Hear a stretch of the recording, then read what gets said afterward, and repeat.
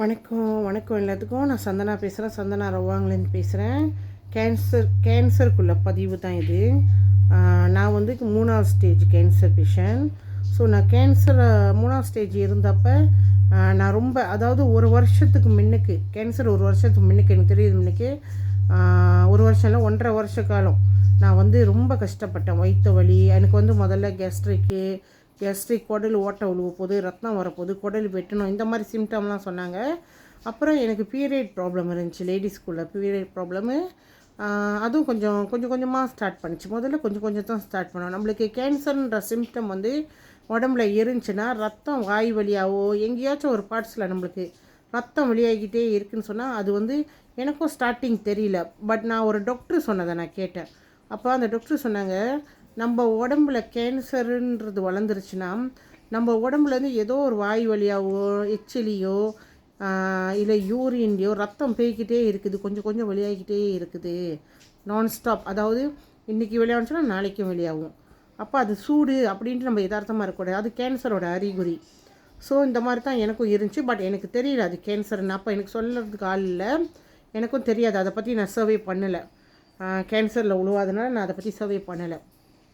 But அப்போ நான் இது அப்படியே போக 1.5 வருஷம் ஆகவும் அது ரொம்ப மோசமாக ஆரம்பிச்சிருச்சு. முதல்ல கொஞ்சம், அதாவது ஒரு டாட் இந்த மாதிரி போயிட்டு இருந்தது.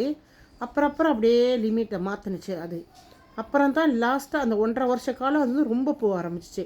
அப்போ எனக்கு ஆப்ரேஷன் பண்ண ஒரு 2 மாதம் 3 மாதம் இருக்கிறப்ப என்னோடய பீரியட் வந்து ரொம்ப மோசமாக போனால் எனக்கு ரத்தம் ஏற்றணும்.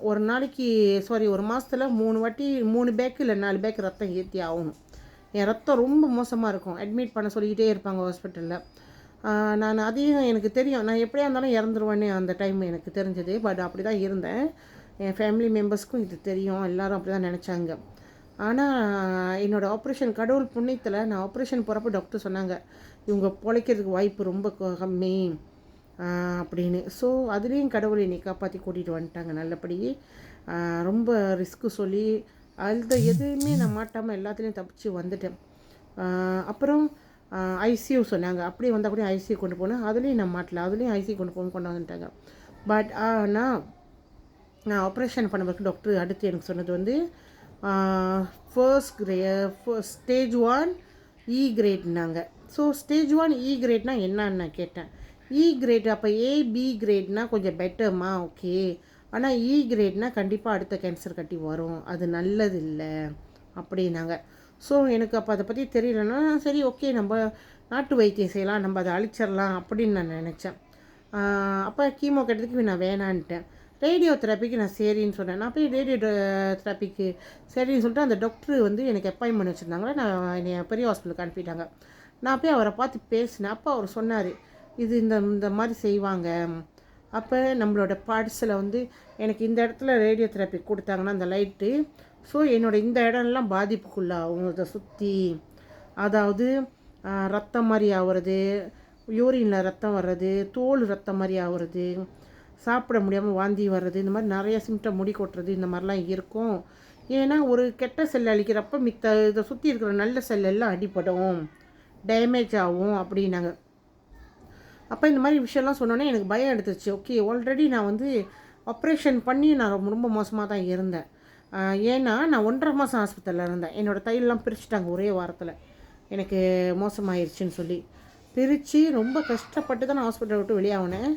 வெளியாகி வந்து நான் என்னால் நடக்க முடியாமல் போயிடுச்சு, வீல்சேரில் உட்காந்துட்டேன்.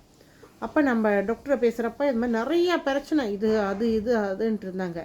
அப்போ நான் என்ன செஞ்சேன், விட்டுட்டேன். சரி, நம்மளுக்கு 3வது மாதம் திருப்பி மறாவது வருஷம் 3வது மாதம் இன்னொரு கேன்சர் கட்டி வந்துருச்சு. ஆனால் அதுக்கு இடையில் நான் அந்த 1 வருஷ காலம் நிறைய நாட்டு வைத்தியம் சாப்பிட்டேன், நிறைய நாட்டு வைத்தியம் செஞ்சேன். எனக்கு நம்பிக்கை அது மேலே இருந்துச்சு, மித்தது மேலே இல்லை, ஹாஸ்பிட்டல் மருந்து மேலே இல்லை, ஆனால் நாட்டு வைத்தியத்து மேலே இருந்துச்சு. ஆனால் அந்த கேன்சர் கட்டி அதாலையும் அழிக்க முடியாது. நல்லா கேளுங்கெல்லாம், சில பேர் நாட்டு வைத்தியம் இந்த மாதிரி கம்பத்து மருந்து இந்த மாதிரி நிறையா ஃபாலோ பண்ணுறீங்க, அதுக்கும் அது கட்டுப்படாது. நான் இது டெஸ்ட் பண்ணதுனால சொல்கிறேன், அதுக்கும் அது கட்டுப்படாது. ஆனால் பிஏ இன்டர்நேஷ்னல் ப்ராடக்ட்ஸ் அப்படி 2 மாதம் கம்ப்ளீட்டாக நான் எடுத்தேன். ஒரு 2 மாதம் இடையில வந்து கொஞ்சம் தான் சாப்பிட்டேன், எனக்கு அதை பற்றி முழுசாக தெரியாதனால. பட் அதை பற்றி தெரிஞ்ச உடனே நான் கம்ப்ளீட்டாக எடுத்தேன். கம்ப்ளீட்டாக எடுத்தேன். எண்ணி 3ஆவது மாதம் என்னோடய கேன்சர் கட்டி இல்லைன்ட்டாங்க டாக்டர்.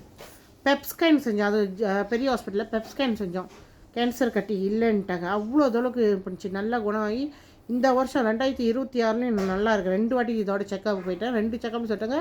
கேன்சரோட சிம்டம் கூட இல்லை, ரிலீஃப். என் கையில் மொதல் சூறா ஒன்று இருக்குது, 2வது சூறா ஒன்று இருக்குது. நல்லா இருக்கேன். உங்களுக்கெல்லாம் எதுக்கு இந்த டாப்பிக்கை கொண்டு வந்தேன்னா, நிறைய பேர் இதை பற்றி தெரியாமல் இருக்கீங்க. தயவு செஞ்சு எனக்கு புலனம் பண்ணுங்கள். நான் இந்த மருந்து எப்படி சாப்பிடணும், இந்த சப்ளிமெண்ட் எப்படி நீங்கள் எல்லாத்தையும் ஃபாலோ பண்ண சொல்லித்தரேன். என்னோடய புலனம் என்ன எல்லாேருக்கும் கொடுங்க.